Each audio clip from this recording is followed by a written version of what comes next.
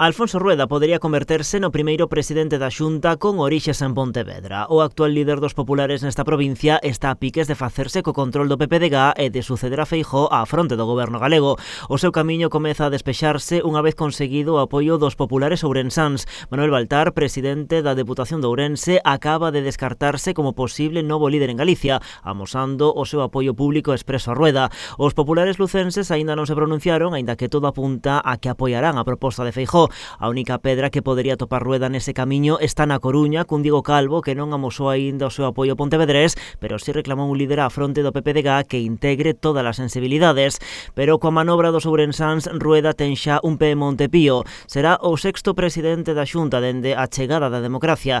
Leva no goberno galego tantos anos como Feijóo, dende o ano 2009, naquela primeira legislatura como conselleiro da presidencia e dende o 2012 ata agora como vicepresidente primeiro.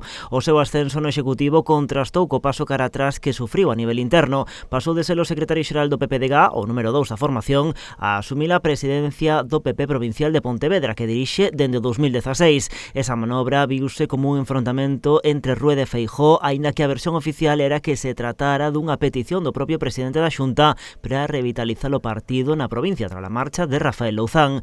Rueda chegará á presidencia da Xunta nun momento convulso a nivel mundial no que seguimos arrastrando as consecuencias da pandemia. Ocupará ese cargo cando menos ata maio de 2023, para cando están previstas as vindeiras eleccións galegas. O afeccionado á bicicleta e as andainas non é raro atopalo en moitas ocasións polas rías baixas vestido con roupa de deporte.